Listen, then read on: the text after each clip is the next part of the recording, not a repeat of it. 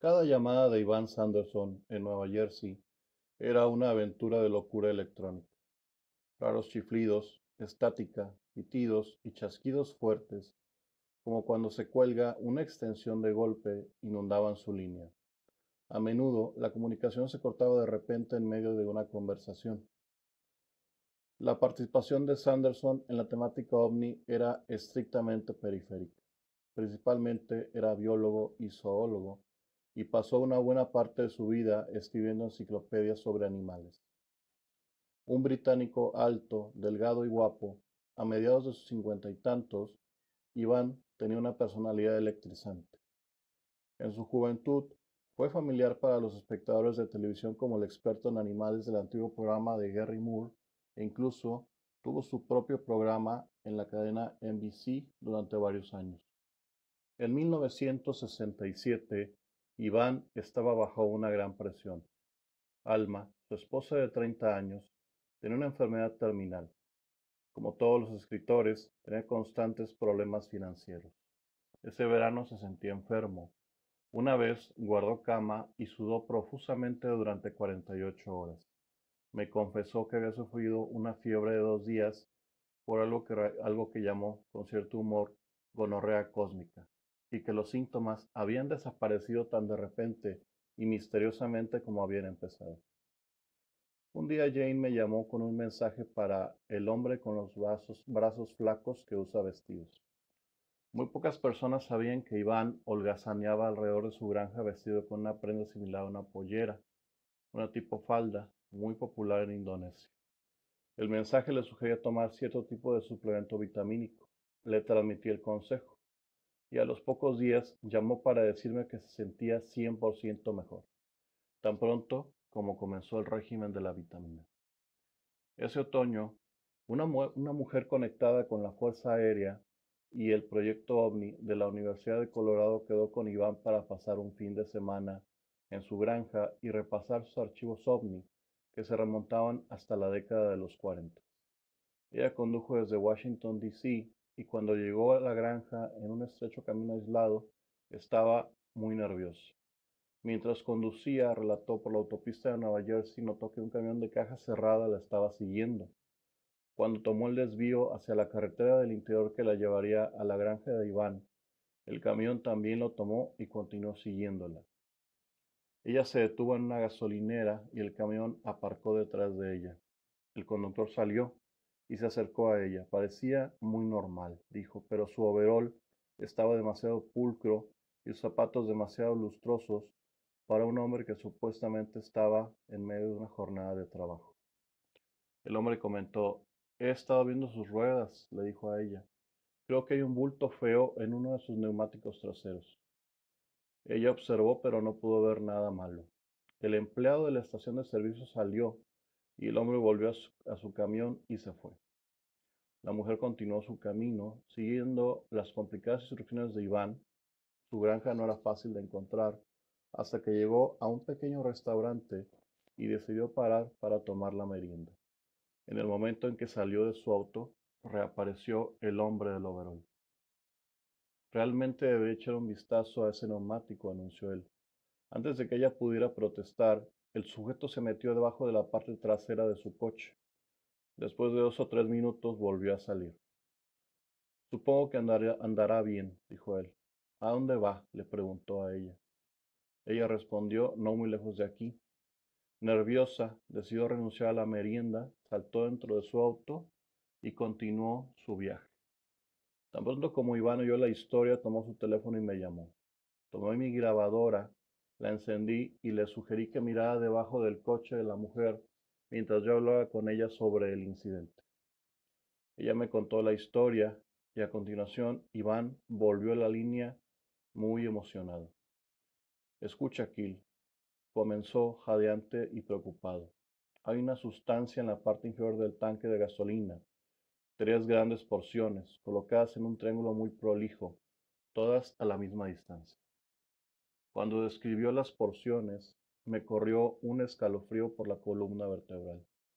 Parecía estar describiendo un material que yo había manipulado en el entrenamiento militar básico, cuando el ejército intentaba desesperadamente convertirme en un asesino adiestrado.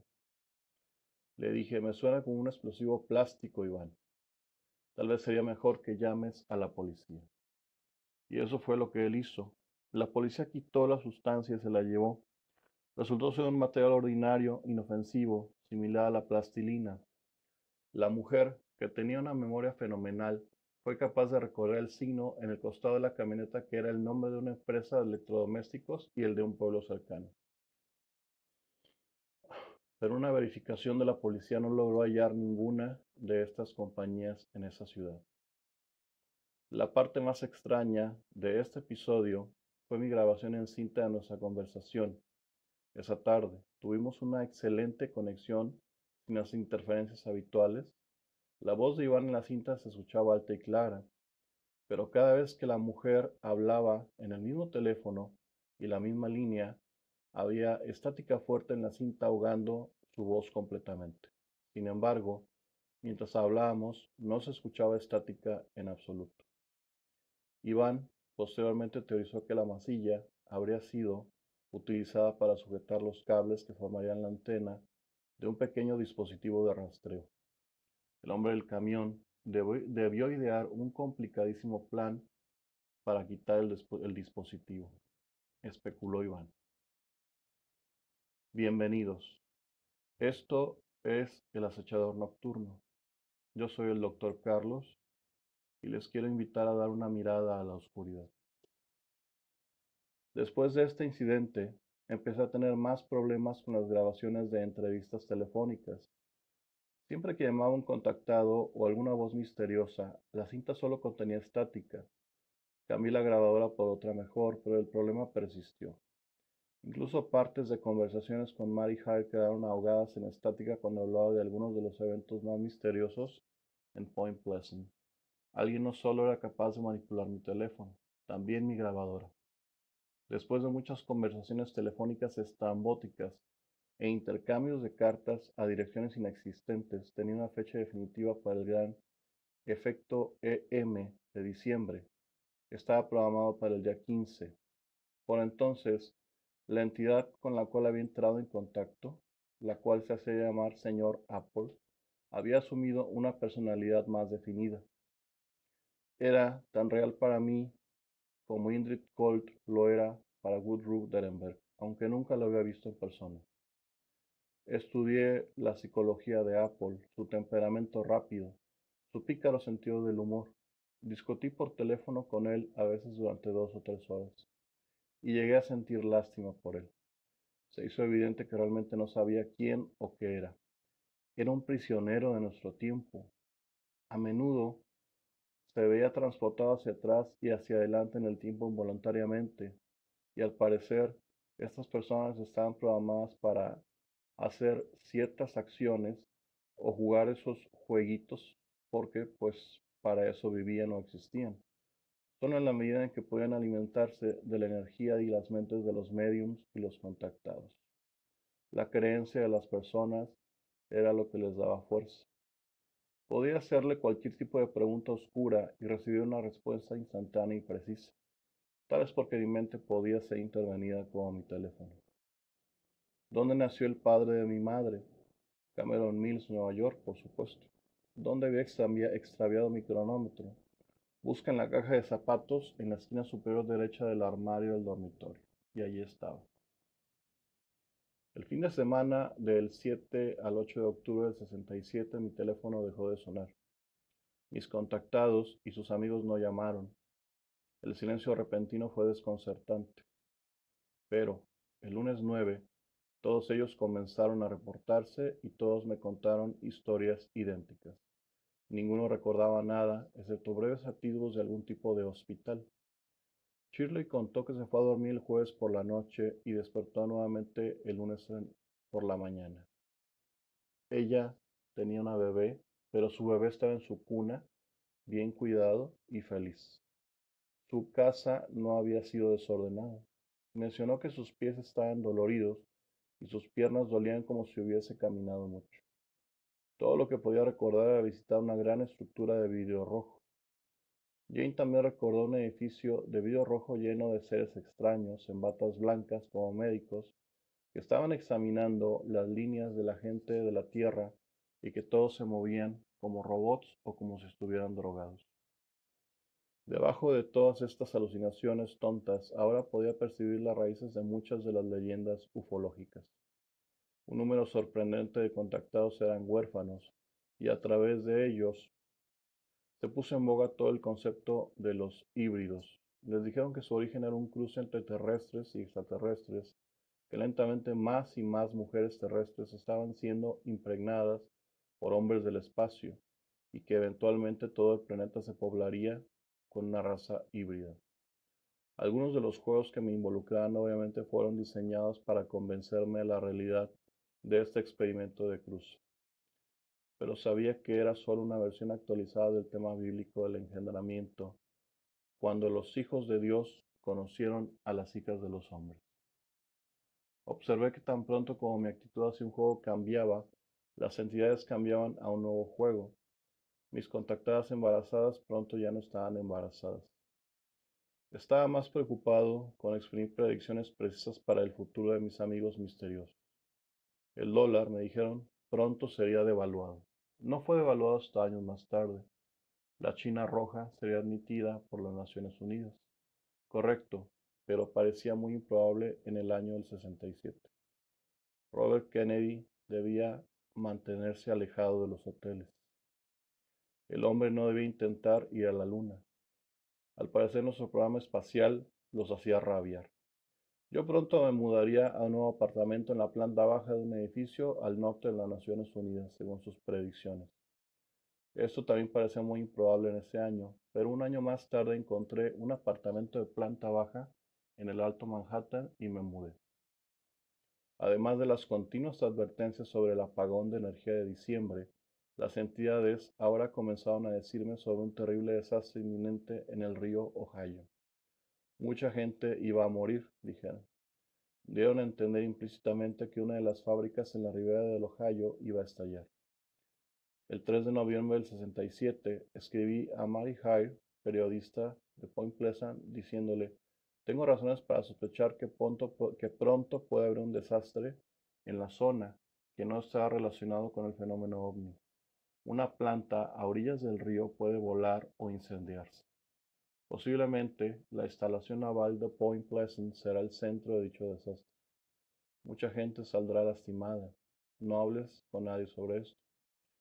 La instalación naval era un área cercada en Point Pleasant frente al río y era vigilada celosamente.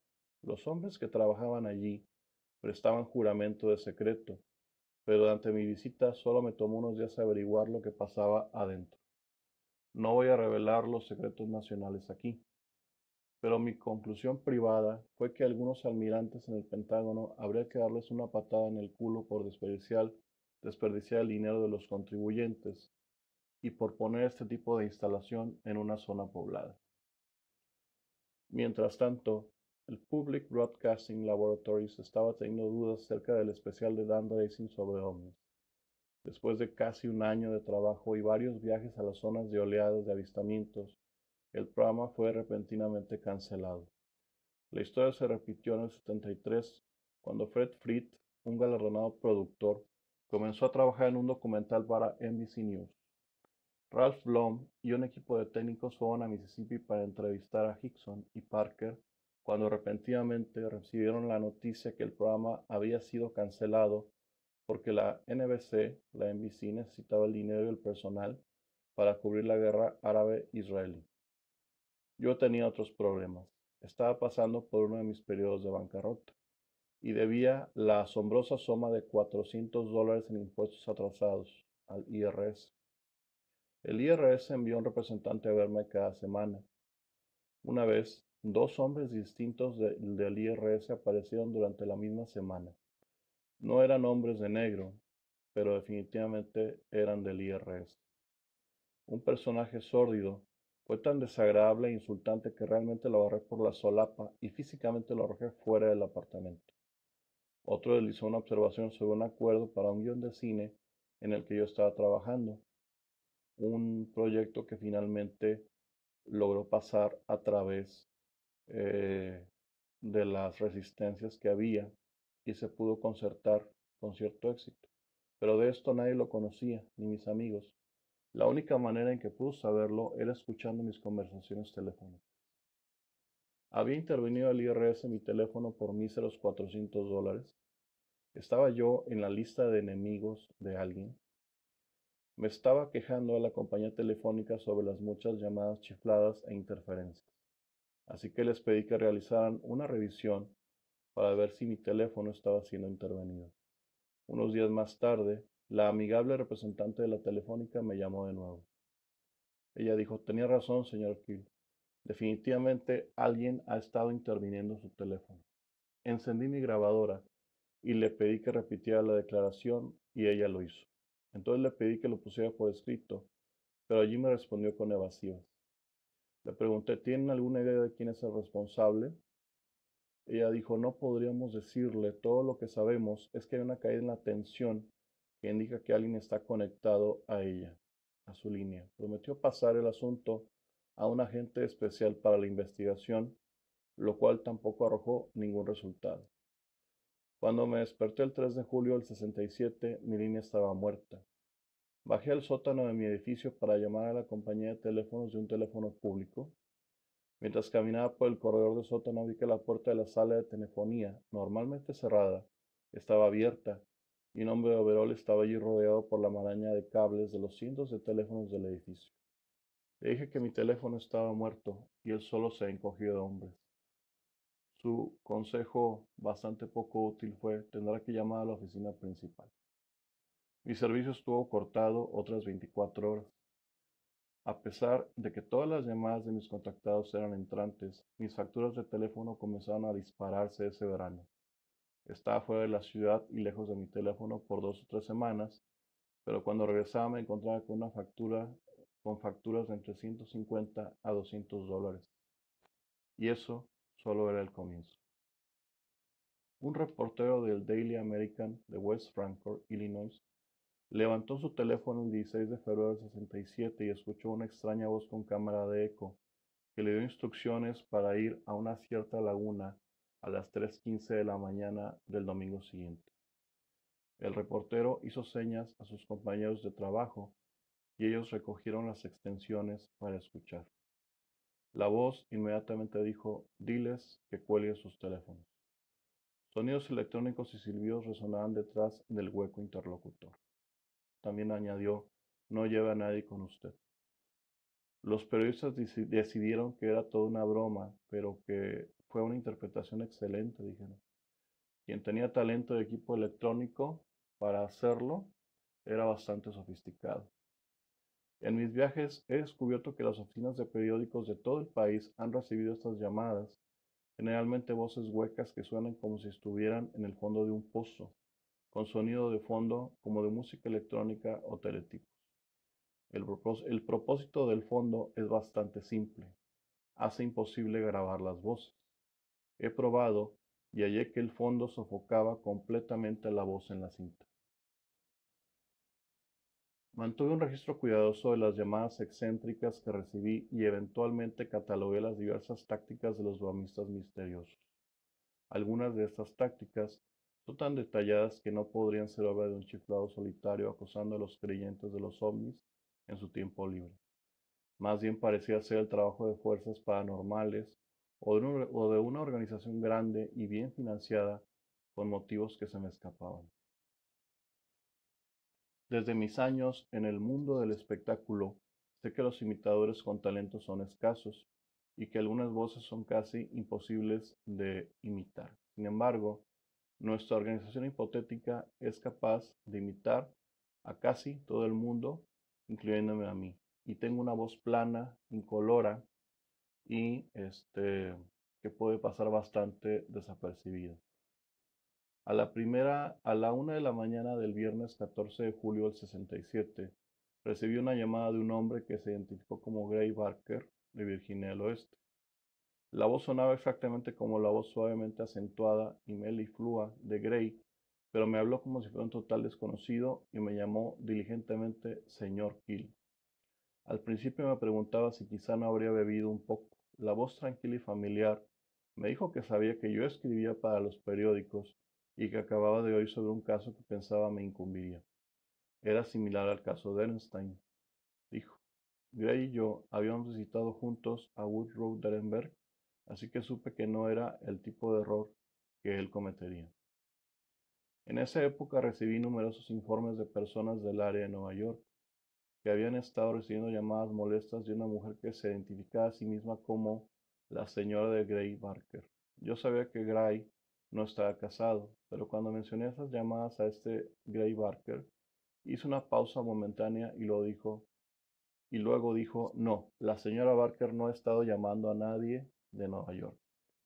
Regresó a su recitado sobre el avistamiento absurdamente insignificante de un ovni cerca de West Mifflin, Pensilvania. No era el tipo de incidente que habría inspirado una llamada de larga distancia. Después traté de comprobarlo y descubrí que toda la información que me habían dado era falsa. Hablamos durante unos 10 minutos y durante todo este periodo el tal Gray, o el que se hacía pasar por él, sonó como un hombre bajo coacción, como si alguien tuviera una pistola apuntando contra su cabeza. Lo engañé varias veces con diferentes referencias sin sentido, y para cuando colgó, definitivamente yo estaba convencido de que aquel hombre no era el verdadero Gray Barker. Una hora más tarde mi teléfono volvió a sonar, y un joven dijo, Gray Barker ha estado tratando de comunicarnos con usted. Nos pidió que le diéramos este número para que usted lo llame. Recitó un número que era idéntico al mío, salvo el último dígito. Esa noche hubo más llamadas de desconocidos y más mensajes absurdos de Gray Barker. Al día siguiente llamé a larga distancia a Gray y él negó haber hecho la llamada, naturalmente. Poco después descubrí que otro John Keel había estado llamando a personas de todo el país, imitando mi voz y mis manerismos exactamente. Mary Hyer recibió una de esas llamadas. La llamé por teléfono unos días después y ella dijo, me alegro que te sientas mejor. Sonabas enfermo o borracho la otra noche. Yo le pregunté qué otra noche. Ella respondió cuando me llamaste un par de noches atrás. Recuerdo que hablamos de tu carta y lo que pensabas que iba a suceder en el río. Yo no había llamado ni había hablado sobre la carta. Tampoco había examinado la predicción del desastre con nadie que no fueran los contactados que ya lo sabían. Mi conocida, una periodista llamada Jane Paro, me llamó una mañana para quejarse. Ella dijo, debes pensar que estoy loca, no subiré al monte Misery sola a medianoche. Yo le pregunté, ¿de qué estás hablando? Ella me respondió, anoche me llamaste y me dijiste encontrarnos en el monte Misery. Yo le dije, yo no te llamé Jay, y ciertamente no te pediría hacer tal cosa de todas formas. Ella dijo, me estás tomando el pelo. Sonaba exactamente como tú. Pasé la mayor parte de marzo del 68 en Washington, D.C. Durante mi ausencia, un viejo amigo del ejército, un hombre serio, tranquilo, que trabajó en publicidad, se quedó en mi apartamento. Era totalmente confiable y no tenía tendencia a hacer bromas. Cuando regresé, encontré una pila de mensajes de llamadas telefónicas que había recibido en mi ausencia. Una era de George Clark, un apasionado de los ovnis de Nueva Jersey. Había llamado desde el 23 de marzo y pedía que le devolviera la llamada. Nunca la devolví. Así que unos días más tarde, cuando él volvió a llamar, le pedí disculpas por no devolver su llamada. Hubo un silencio atónito en el otro lado de la línea y luego poco a poco me dijo que sí lo había llamado a eso de las 22 horas del 27 de marzo. Una voz que sonaba exactamente como la mía había hablado con él, utilizando expresiones habituales y afirmaciones evasivas, tales como, bien, solo tendremos que esperar y ver lo que sucede después. 2 días más tarde, George dijo que llamó a mi número de nuevo alrededor de las 20 horas y un hippie respondió, no, man, el señor Keel no está aquí ahora, pero debe estar de vuelta pronto. ¿Deseas dejar un mensaje, man? George le dejó un mensaje. Esa noche particular estuve en Nueva York y sentado al lado del teléfono. 3 meses antes, en enero del 68, mi teléfono había muerto otra vez. Desde la oficina principal no pudieron encontrar nada malo, así que un reparador fue enviado a mi apartamento. Examinó mi teléfono, pero parecía estar bien. Lo acompañé al sótano, donde abrió la sala de telefonía y comenzó a examinar el laberinto de cables. La multitud de conexiones estaban codificadas de una manera tan vaga que solo un auténtico experto puede distinguir una línea individual de otra. Él me explicó, aquí es donde se conecta su línea, dijo, y verá. Se detuvo y miró los cables. Mire, mire esto. Este cable ha sido cortado. Agitó un cable cortado limpiamente. Alguien había logrado distinguir mi línea telefónica dentro de esa maraña y lo había cortado con un par de pinzas. Tan pronto como empalmó el cable y mi teléfono comenzó a funcionar nuevamente, llamé a la telefónica. Les dije, necesito tener esto por escrito. Unos días más tarde recibí una carta de ellos diciendo que mi teléfono se había desconectado el 18 de enero porque se había aflojado un trozo de soldadura en la sala de telefonía. Sabía que había una sola pieza de soldadura en mi línea en el derivador principal y yo lo había revisado personalmente hacía solo un mes atrás. Entre el IRS, la compañía telefónica, el señor Apple y su pandilla y los platillos voladores, me estaba convirtiendo en un candidato para el loquero. Les agradezco su compañía. Yo soy el doctor Carlos. Esto es El Acechador Nocturno. Y recuerden, aquí, en este podcast, siempre es de noche.